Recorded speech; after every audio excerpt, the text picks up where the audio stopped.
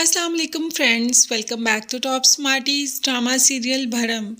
रमशा को सजल आज से ज़्यादा इतनी हसीन नहीं लगी जितनी कि आज लग रही है जब उसने सलार से शादी के लिए इनकार कर दी। अब सलार हर मुमकिन कोशिश कर रहा है सजल को मनाने के लिए, इसीलिए उसकी गाड़ी पर फूलों का बुके रख देता है। सजल भी बड़े प्यार से बुके उठाती है और उसको जाकर बिन में थ्रो कर देती है, मगर सालार ना हार मानता है और ना ही हार मानेगा। सॉरी का नोट देता है सजल को। सजल सॉरी का नोट पकड़कर फाड़ देती है और सालार से कहती है कि आप अपने काम से काम रखा करें और आपकी ये सॉरी मेरे लिए कोई अहमियत नहीं रखती, इसीलिए तो नोट को साइड पर रख देती है और अपना काम शुरू कर देती है। मगर सालार हार मानने वालों में से नहीं। पाशा साहब के पास जाता है और उनके आगे बहुत रोता है और कहता है कि आप सजल से कहें कि मुझे माफ़ कर दें, मैं बहुत बदल चुका हूँ, अब मैं पहले वाला सालार नहीं रह गया, मुझसे बहुत बड़ी गलती होगी और उसकी मैं कई दफ़ा माफ़ी मांग चुका हूँ, आप मेरी दरख्वास्त करें ना सजल से। सजल जो कि कंपनी से रिज़ाइन करने के लिए आई है, पाशा साहब को अपना लेटर देती है और कहती है कि अब मैं दोबारा इस कंपनी में नहीं आ सकती, मैं वहाँ पर काम कर ही नहीं सकती जहाँ पर सालार हो। उसने मेरे साथ बहुत ज़्यादती की, बहुत बुरा किया और अब मैं किसी सूरत में उसको बर्दाश्त नहीं करूँगी। अब पाशा साहब जानते हैं कि सजल एक बहुत खुददार लड़की है, इसीलिए तो उसे कह दिया कि मैं जानता हूँ कि अगर तुमने फैसला कर लिया तो तुम उस पर अटल रहोगी, लेकिन बाप होने के नाते तुम्हें समझा रहा हूँ कि प्लीज़ सालार को माफ़ कर दो, वो अपनी गलतियों पर बहुत शर्मिंदा है।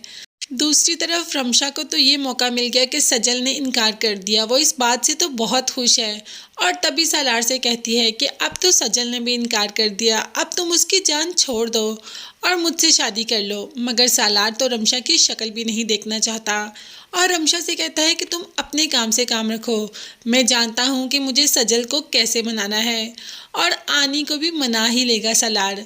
आनी भी अपने बेटे को जब रोता देखेगी तो मान ही जाएगी और उसकी शादी सजल से करने के लिए तैयार हो जाएगी, मगर उसके लिए सजल का मानना बेहद ज़रूरी है। सजल जो कि सालार से बहुत मोहब्बत करती है, मगर सालार ने उसके साथ जो किया वो अभी सालार को इस बात के लिए माफ़ नहीं करना चाह रही। तैमूर पाशा जब सज्जल से बात करता है सालार की कि बेटा अब उसको माफ़ कर दो, तो सज्जल ये बात सोचने पर मजबूर हो जाएगी और क्या वो वाकई ही सालार को माफ़ कर देगी। फ़िलहाल तो वो कंपनी में गाड़ी की चाबी और सब कुछ लौटाकर रिज़ाइन कर कर वहाँ से जा रही होती है।